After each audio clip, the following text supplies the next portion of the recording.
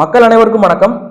மாவீரம் போற்றுதும் மாவீரம் போற்றுதும் அப்படின்னு எங்க தளபதி விஜய் அவர்கள் மாவீரர்களை போற்றி சுருக்கமான பதிவை ஒன்று வெளியிட்டிருக்கிறார். எங்களுடைய தளபதி எல்லாவற்றையும் சுருக்கமாக பேசித்தான் அவருக்கு பழக்கம்.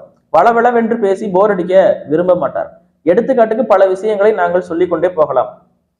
உன்னுடைய பசி தீர்ந்ததற்கு அப்புறம் நீ சாப்பிடும் அடுத்த இட்லி இன்னொருவருக்கு சொந்தமானது அப்படின்னு சொல்லி எளிய மக்களுக்கு புரியக்கூடிய மாதிரி கம்யூனிசத்தை மிக சுருக்கமாக சொல்லி முடித்தவர் எங்களுடைய தளபதி விஜய் அவர்கள்.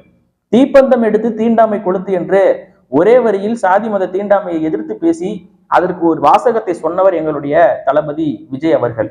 ஒரு பணக்காரன் யூஸ் பண்ற காண்டம்ல ஸ்ட்ராபெரி பிளேவர் வேணும்னா ஒரு ஏழை குழந்தை தன்னுடைய வாழ்க்கையில ஸ்ட்ராபெரி நினைச்சு பார்க்க முடியுமா அப்படின்னு சொல்லி எளிய மக்களினுடைய பொருளாதாரத்தை, அவர்களுக்கு கிடைக்காத அந்த பொருளாதாரத்தை பத்தி சுருக்கமா சொல்லி முடிச்சிருக்காரு எங்களுடைய தளபதி.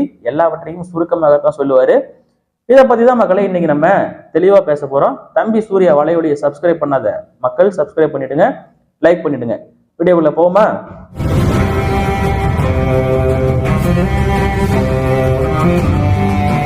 விஜய் அவர்கள் போட்ட இந்த சுருக்கமான பதிவு என்பது, விஜய் அவர்களே இந்த பதிவுக்கான விளக்கத்தை கொடுத்தால் மட்டும்தான் அதிகாரப்பூர்வமா நம்ம பேச முடியும்.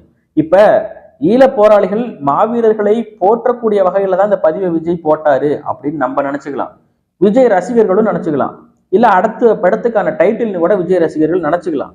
ஆனா ஒரு மாசம் கழிச்சு விஜய் அவர்கள் இந்த பதிவுக்கான விளக்கத்தை கொடுக்குறாரு. அவர் என்ன விளக்கம் கொடுக்குறாரோ அதுதான் உண்மைங்கிற மாதிரி ஆயிடும். அப்ப நம்ம இந்த பதிவுல பாக்குற விஷயம் என்னன்னா, அடுத்த படத்துக்கான டைட்டிலா இல்ல தாவேகாவினுடைய தொண்டர்கள்லாம் மாவீரமா செயல்படணும் அப்படிங்கிற மாதிரி சொல்ல வராரா, உண்மையாவே நம்ம மாவீரர்களை தான் போட்டுறதுக்கு அந்த பதிவு போட்டாரா அப்படிங்கிறது விஜய சொன்னா மட்டும்தான் தெரியும். அவர் கொடுக்குற விளக்கம், அவர் நாளைக்கு என்ன விளக்கம் கொடுக்குறாரோ அதுதான் உண்மை. என் கைக்குள்ள ஒரு ஈ இருக்கு, உயிரோட இருக்கா செத்து போச்சா? நீ உயிரோட இருக்குன்னு சொன்னீங்கன்னா அப்படியே நசுக்கிட்டு செத்து போய் காமிப்பேன். நீ செத்துருச்சுன்னு சொன்னீங்கன்னா அப்படியே உயிரோட விட்டுருவேன். அந்த மாதிரி பதிவு தான். அதாவது ஈயம் பூசின மாதிரியும் இருக்கணும், பூசாத மாதிரியும் இருக்கணும். பல்லுப்படாத பதிவு அப்படின்னு சொல்லலாம். மாட்டு காம்புல கண்ணுக்குட்டி பால் குடிக்கும் போது கண்ணுக்குட்டியோட பல்லு மாட்டு காம்புல பட்டுச்சுன்னா மாடு உதைச்சிடும். அதனால அது உதைக்கவும் கூடாது, கண்ணுக்குட்டியும் பால் குடிக்கணுங்கிற மாதிரி என்னத்தை பதிவு போடுறாரு அப்படிங்கிறத சுத்தமா புரியலங்க.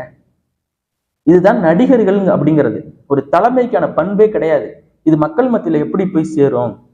சாதாரணமா நம்ம யூடியூப்ல ஒரு வீடியோ போடுறோம், நம்ம ஏதாவது தவறா பேசிட்டா கூட அது எவ்வளவு பெரிய விஷயம், நமக்கு எவ்வளவு கஷ்டமா இருக்கும். தவறா பேசிட்டோமே, ஒரு கருத்தை சுருக்கி பேசிட்டா கூட அதை சுருக்கி பேசக்கூடாது, அதை விலாவரியா சொல்லி முடிச்சிடணும். முழுமையான கருத்தை மக்கள்கிட்ட எடுத்துட்டு போய் சேர்க்கணும் அப்படிங்கிறத நம்மளுடைய ரெஸ்பான்சிபிலிட்டி. ஆனா இவ்வளவு பெரிய ஒரு தலைவர் 1.4 மில்லியன் வியூஸ் பேருக்கு இது வரைக்கும் எவனுக்காவது புரியுமா? அந்த பதிவுக்கான விளக்கத்தை நாளைக்கு விஜய் வேற மாதிரி ஏதாவது கொடுத்தாருன்னா நம்ம இதெல்லாம் பேசிய வேஸ்ட். அவர் எதுக்காக இந்த பதிவு போட்டாருன்னு ஒருத்தனுக்கு புரியக்கூடாதுங்கிற நோக்கத்துல தான் இந்த பதிவை அவர் போட்டிருக்காரு. அதாவது பல்லுப்படாத பதிவு, அதான் வெளிப்படையா சொல்லணும்னா. இதெல்லாம் கொள்கை கிடையாது, கூமுட்டை. இந்த கூமுட்டைகள் இதை தான் செய்யும். நடிகர்கள் நாட்டை ஆள தகுதி இல்லாதவர்கள் என்று சொல்வதற்கு காரணம் இதுதான். ஒரு தைரியம் இல்லை, பயந்தாங்கோழி. இது உச்ச நடிகர் இல்ல, உச்சா போற நடிகர் அப்படின்னு வேணா சொல்லலாம். என் கெரியரோட உச்சத்தை விட்டுட்டு வந்திருக்கேன் அப்படின்னு சொல்றாரு. கெரியரோட உச்சம்னா என்ன? 200 கோடி சம்பளம் வாங்குறீங்க, சரி ஓகே, 200 கோடி சம்பளம் வாங்குறாரு, ஒரு பெரிய தொகை தான் அது. அந்த சம்பளத்தை விட்டுட்டு வராரு. 200 கோடி சம்பளம் வாங்கியிருக்கீங்களே, மனசாட்சி இருக்கா அவங்களுக்கு கொஞ்சமாவது? உன்கிட்ட 200 கோடியை கொடுக்குறான் டைரக்டர். அந்த டைரக்டரும் ப்ரொடியூசரும் அந்த படத்தை வெளியிடும் போது அந்த பணத்தை எப்படி கலெக்ட் பண்ணுவாங்க? சாதாரண இல்லாத மக்கள் டிக்கெட் 2000 3000 இந்த மாதிரி யார்கிட்ட கலெக்ஷன் பண்றாங்க? ரசிகர்கள்ட்ட. ரசிகர்கள் என்ன பெரிய பணக்காரர்களா? எல்லாம் ஏழைகள். அந்த ஏழை மக்கள்கிட்ட இருந்து வசூல் பண்றாங்க. இது கூட விஜய் ரசிகர்களுக்கு புரியல. என் தலைவன் 150 கோடி சம்பளம் வாங்குறாங்க, பெருமையா சொல்லிக்கிறாங்க. உன் தலைவன் வாங்குற 150 கோடி சம்பளத்தையும் யார்கிட்ட இருந்து கறப்பான்? கடைசியில ப்ரொடியூசரு வாங்கிட்டு இருந்தா கறப்பான். இந்த அறிவு கூட இல்லை. அடுத்து பகுத்தறிவு கொள்கைகள்லாம் பேசுறாங்க. பகுத்தறிவுனா என்னன்னு தெரியுமா?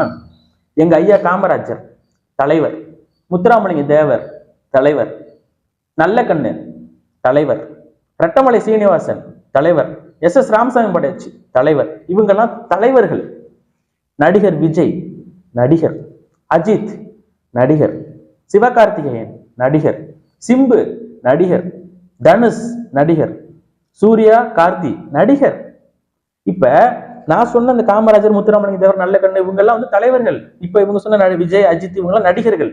இது ரெண்டையும் இவர் நடிகர் தலைவர்னு பிரிச்சு பாக்குற பக்குவமும் தன்மையும் என்னிட்ட இருக்கு பாரு, அதுதான் பகுத்தறிவு. நீ என்ன சொல்ற, விஜய தலைவருங்கிற 69 படம் நடிச்ச ஒரு நடிகர் எப்படி நான் தலைவர்னு நான் கேட்கிறேன். அப்ப 9 ஆண்டுகள் சிறையில இருந்து இந்திய நாட்டின் விடுதலைக்காக போராடி பல அடக்குமுறைகளுக்கு ஆளாகி கடைசியில அந்த நாட்டுல முதலமைச்சராக வந்த எங்க ஐயா காமராஜரை தலைவருங்கிற, 9 ஆண்டுகள் சிறையில இருந்த முத்துராமலிங்க தேவர் அவர்களை தலைவருங்கிற, நீ 69 படம் நடிச்ச நடிகரை தலைவருங்கிற. இந்த நடிகருக்கும் தலைவருக்குமான பிரிவினையை பிரிச்சு பார்க்கக்கூடிய பக்குவமும் மனநிலையும் தான் பகுத்தறிவு. அதான் புரியுதா? அதே மாதிரி எல்லாரும் ஒண்ணு, எல்லாரும் ஒண்ணுன்னு விஜய் சொல்லிட்டாரு. எல்லாரும் ஒண்ணுங்கிறத 1வது படிக்கும்போது டீச்சரை நமக்கு சொல்லி கொடுத்துட்டாங்க. ஆனால் எல்லாரையும் ஒன்னாக்குறதுக்கு உங்கள்கிட்ட என்ன கொள்கை இருக்குன்னு நான் கேட்கிறேன். எங்கள்கிட்ட இருக்கு. சாதி பார்த்து ஓட்டு போட்டினா உன் ஓட்டு எனக்கு தீட்டு போடாத, தமிழனா பார்த்தீங்கன்னா போடு அப்படின்னு தமிழ் என்கிற ஆயுதமும் நாங்கள் தமிழர்கள் என்கிற உணர்வும் எங்கள்கிட்ட இருக்கு. உங்கள்கிட்ட என்ன இருக்கு? தமிழ், தெலுங்கு இது மாதிரிலாம் பிரிக்க கூடாதுங்க. எல்லாரும் ஒண்ணுதாங்க, எல்லாரும் ஒண்ணுதான், எல்லாரும் ஒன்னா நிற்போம். சட்டு நாங்க தான் முன்னா நிற்போம். ஆந்திராவை தெலுங்கர்கள் ஆள்ற மாதிரி, கன்னடாவை கன்னடர்களே ஆள்ற மாதிரி, கேரளாவை மலையாளிகள் ஆள்ற மாதிரி தமிழ்நாட்டில் தமிழர்கள் தான் ஆள வேண்டும். இது சொன்னா இனவாதி, பயங்கரவாதி, தீவிரவாதி, பிரிவினவாதி. எல்லாரும் ஒண்ணுதான். அப்ப ஆந்திரா காட்டுக்குள்ள சுட்டு போட்டானே, ஏன் எல்லாரும் ஒண்ணு? அங்க போய் பேச வேண்டியதானே? ஆந்திராவில் விஜய்க்கு கேரளாவில் ரசிகர்கள் இருக்காங்க, ஆந்திராவில் இருக்காங்க, அங்க போய் பேச வேண்டியதானே? எல்லாரும் ஒண்ணு, ஏன் வந்து இப்படி தமிழர்களை இப்படி பண்றீங்க அப்படின்னு ஒரு பதிவை கூட தைரியம் இல்லாமல் இப்படி சுருக்கி யாருக்கும் வலிக்காத மாதிரி போடுறாருன்னா, ஒரு மாவீரர்களுடைய தியாகத்தை பற்றி கூட பேசுறதுக்கு துணிவு இல்லைன்னா இது தலைவர் இல்லை, இது தலைவர் கிடையாது. என் கெரியரின் உச்சத்தை நான் விட்டுட்டு வந்திருக்கேன். இப்ப 200 கோடி விட்டுட்டீங்க, இப்ப 2000 கோடி வரப்போகுதுங்க. அதிமுக திமுக ஏதாவது தருவாங்க, ஏன் கவலைப்படுறீங்க? இப்ப மட்டும் என்ன, இப்ப நம்ம பேசிக்கிட்டு இருக்கக்கூடிய இன்னைக்கு விஜய் ஷூட்டிங் ஸ்பாட்ல தான் இருக்காரு. அவர் என்னத்தை விட்டுட்டு வந்திருக்காரு? வரலாம் இல்லைங்க, அங்கதாங்க இருக்காரு. அவரு படம் நடிச்சுக்கிட்டு தான் இருக்காரு. 69வது படம் நடிப்பாரு, 70, 71 எல்லாம் வரும். நீங்க பார்க்க தான் போறீங்க. அவர் ஒண்ணும் வரல. இதெல்லாம் சுத்த ஏமாற்று வேலை. என்னுடைய கெரியரின் உச்சத்தை விட்டுட்டு நான் வந்திருக்கேன்னு விஜய் சொல்றாரு. மாநாட்டுல அவரே பெருமையா அதை சொல்லிக்கிறாரு. ஆனா அவர் இன்னும் வரலைங்கிறத நம்மளுடைய குற்றச்சாட்டு. ஷூட்டிங் ஸ்பாட்ல தான் இருக்காரு. 69வது படம் நடிக்கிறாருன்னு நினைக்கிறேன். அடுத்து வந்து எதுக்குங்க 69ஓட இப்படி இடையில முடிக்கணும்? 70ஓட முடிச்சிருவாங்க கடைசியா ஃபைனல் அப்படின்னு. 70 நடிக்க போவாரு. 70 நடிச்சு முடிக்கிறதுக்குள்ளே இங்க பல மாற்றங்கள் நடந்துரும். நம்மளும் சில விஷயங்கள் எல்லாம் மறந்துடும். அதுக்கப்புறமேட்டுக்கு சகஜமா 71வது படம் நடிக்க போயிடுவாரு. உங்க வீட்டுல ஒரு டைரி இருந்ததுன்னா எடுத்து எழுதி வச்சுக்கோங்க. பேனா இருக்கு என்கிட்ட, நான் எழுதி வச்சுக்கிறேன். சத்தியமா எழுதி வச்சுக்கோங்க. நான் சொல்றது நடக்குதா இல்லைன்னு பாருங்க. விஜய்க்கு 71வது படமும் வரும், 70வது படமும் வரும், 72 எல்லாம் வரும். பார்க்க தான் போறீங்க. அவரு இப்ப 150 கோடி விட்டுட்டு வந்திருக்காரு. இந்த சைட்ல இப்ப 1500 கோடி வாங்க போறாரு. விஜய் ரசிகர்கள் யாருக்குமே தெரியாது. தனிச்சு நிப்பாரா 2026ல? அவர் சொல்லவே இல்லையே. நம்மளை நம்பி யாராவது கூட்டணிக்கு வந்தா நம்ம அரவணைக்கணும் இல்லையா? அது நம்ம பண்பு இல்லையா அப்படிங்கிறாங்க. அண்ணன் திரும்ப வருவாருன்னு நினைச்சிட்டு சொன்னாங்க, அதிகாரத்துல நாங்க பங்கு தருவோம் இல்லையா அப்படின்னு. அண்ணன் திரும்பலாம் வேலையை பாருங்கன்ட்டாரு. இப்ப நீங்க தான் யாருக்கு முன்னாடியாவது போய் ஆகணும். தனிச்சு நின்று அசிங்கப்படுறதுக்கு யாரு கூட்டணிக்காவது போனீங்கன்னா மரியாதையை காப்பாத்திக்கலாங்கிறதுனால இப்ப அதிமுக கூட கொஞ்சம் பேச்சுவார்த்தை நடந்துகிட்டு இருந்தது.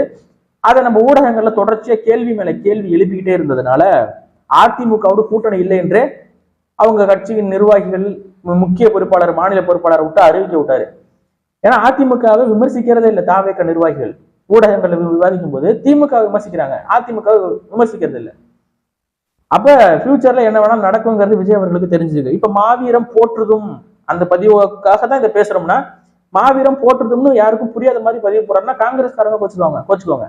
நாளைக்கு காங்கிரஸ் கூட கூட்டணி வைக்க வேண்டிய ஒரு சூழல் வந்து விஜய் அவர்களுக்கு ஏற்படலாம். காங்கிரஸும் திமுகவோட கூட்டணியில் இருக்கு. திமுகவோட போய் கூட்டணி வச்சாலும் ஆச்சரியப்படுறதுக்கு ஒண்ணும் இல்லை.